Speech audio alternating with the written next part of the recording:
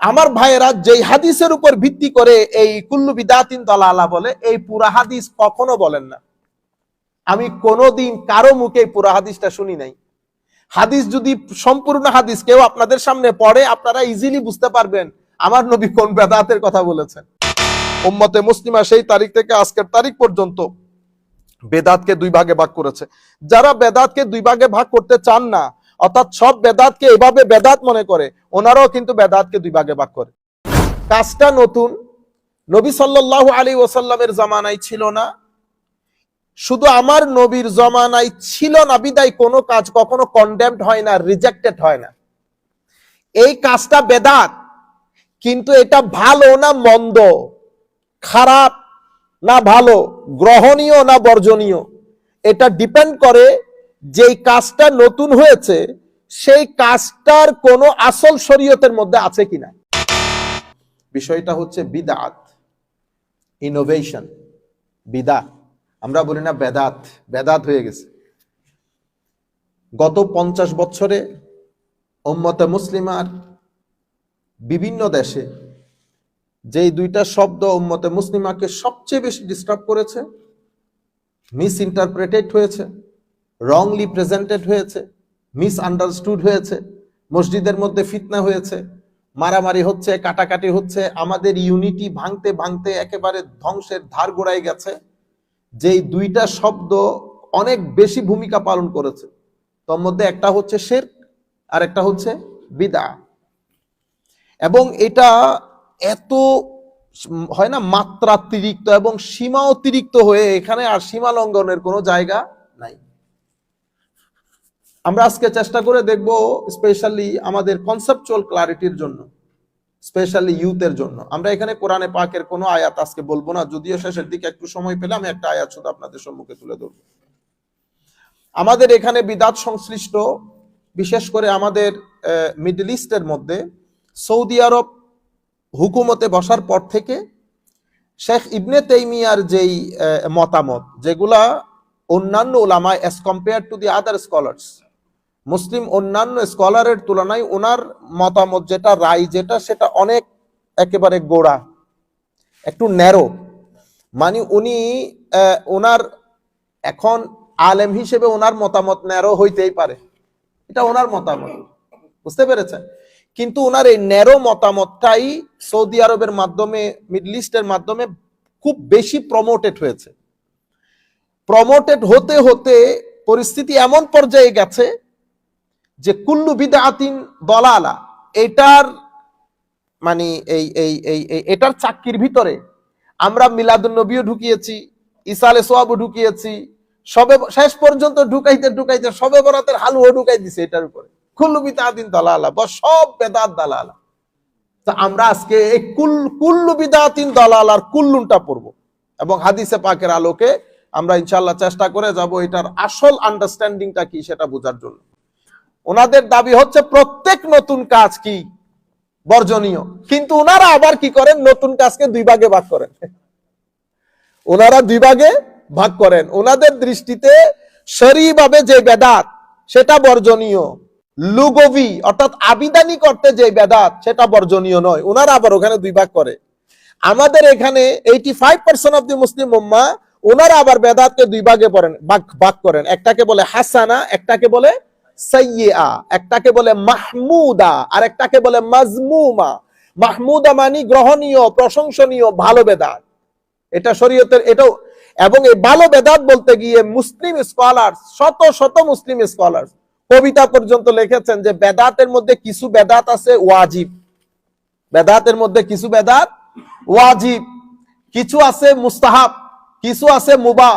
যেমন আপনি কোরআন হাদিস পড়ার জন্য ইলমুন নাহু, ইলমুস সরফ, বালাগা, ফাসাহা এগুলো পড়তেই হবে, না পড়লে আপনি শরীয়ত শিখতে পারবেন না।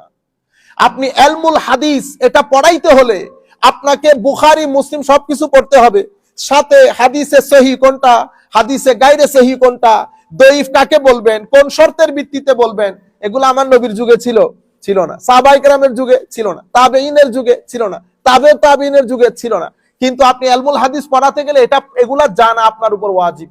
তাইলে বেদাত কি হয়ে গেল? ওয়াজিব হয়ে গেল। আপনারা বুঝতে পেরেছেন? এই আন্দাজে উলামায়ে কেরাম বলেছেন বেদাত সকল বেদাত বর্জনীয় না, নতুন কাজ হওয়ার কারণে বর্জনীয় তখন যখন শরীয়তের কোনো আসলের সাথে কন্ট্রাডিক্ট করে, মূলনীতির সাথে কন্ট্রাডিক্ট করে। আপনার এই বেদাতের কারণে আমার নবীর ফর এক্সাম্পল ফরজ নামাজ উঠে যাচ্ছে, অথবা আপনি বেদাত নতুন কাজ কিন্তু আপনি নিজে এটাকে ফরজ করে দিয়ে যারা পালন করতেছে না তাদেরকে কাফের মনে করতেছেন, তাহলে তো বর্জনীয়। তাইলে কি বর্জনীয়? যেটা যেই জায়গায় রাখবেন, রাখার দরকার, শরীয়ত যেখানে রাখতে বলেছেন আমরা সেই জায়গায় রাখবো। আমি আর কথা দীর্ঘায়িত না করি, হাদিসে পাক বললে জিনিসগুলো আপনাদের কাছে খুলে যাবে ইনশাআল্লাহ। আমার ভাইয়েরা, যেই হাদিসের উপর ভিত্তি করে এই কুল্লু বিদাতিন দালালা বলে, এই পুরা হাদিস কখনো বলেন না। আমি কোনোদিন কারো মুখে পুরা হাদিসটা শুনি নাই।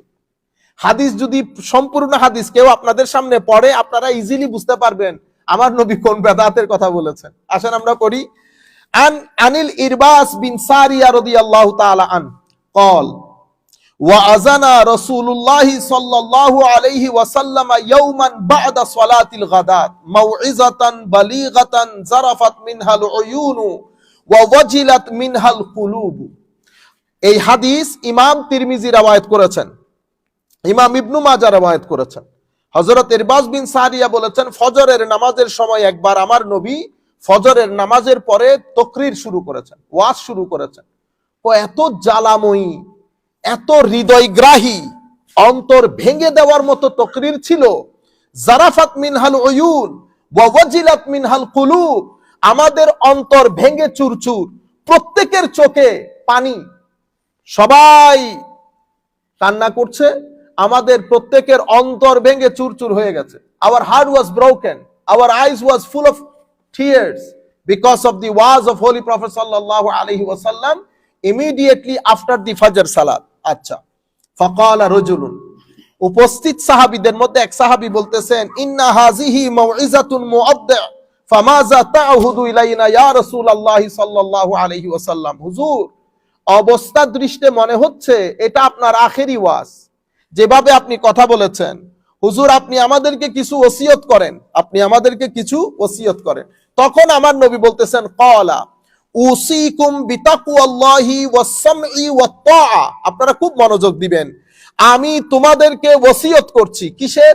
তাকওয়ার। খবরদার, যেখানে থাকো, যেই পরিস্থিতিতেই থাকো, আল্লাহ রাব্বুল আলামিনের ভয় অন্তরে ধারণ করে আল্লাহ পছন্দ করেন এমন প্রত্যেক কাজ থেকে নিজেকে বাঁচিয়ে রাখবা। এরপরে কি বলেছে? ওয়াস-সামঈ ওয়াত-তাআ ওয়া ইন আবদুন হাবাশী, যদি কালো রঙের কোন হাবশী গোলামও তোমাদের প্রেসিডেন্ট হয়, তোমাদের খলিফা নিযুক্ত হয়, তোমাদের প্রাইম মিনিস্টার হয়, খবরদার সাম এবং তাআ, always try to be obedient, বিদ্রোহ করবে না কখনো, তোমরা তোমাদের ওবিডিয়েন্সটা বজায় রাখবা। যদি তোমাদের নেতৃত্বে কোনো কালো হাবশী গোলামেও আসে, তবুও তোমরা বিদ্রোহ করবা না, রিভোল্ট করবা না, সাম এবং তাআ, ওবিডিয়েন্ট থাকবা সব সময়। আচ্ছা, ফাইন্নাহু মান ইয়াইশ মিনকুম ইয়ারা ইখতিলাফান কাসীরা, কারণ তোমাদের মধ্যে কি বলেছে? তোমাদের মধ্যে যারা আমার পরবর্তীতে থাকবে, বেঁচে থাকবে, ইয়ারা ইখতিলাফান কাসীরা, তারা অনেক বেশি মত পার্থক্য দেখবে, অনেক ইখতিলাফ দেখবে। তাহলে আমার নবী কাদেরকে অ্যাড্রেস করতেছেন? সাহাবায়ে কেরামদেরকে। তোমাদের মধ্যে যারা, ফাইন্নাহু মান ইয়াইশ মিনকুম, তোমাদের মধ্যে যারা বেঁচে থাকবে তারা অনেক ইখতিলাফ দেখবে। এখন আমার নবী বলতেছেন, ওয়া ইয়াকুম ওয়া মুহদাসাতিল উমুর, আমি তোমাদেরকে মুহদাসাত, দ্বীনের মধ্যে নতুন কাজ থেকে আমি তোমাদেরকে অ্যালার্ট করছি, আমি তোমাদেরকে মানা করছি, নিজেদেরকে বাঁচিয়ে রাখবা। ফাইন্নাহা দালালা, কারণ এই নতুন কাজগুলো পথভ্রষ্টতা হবে।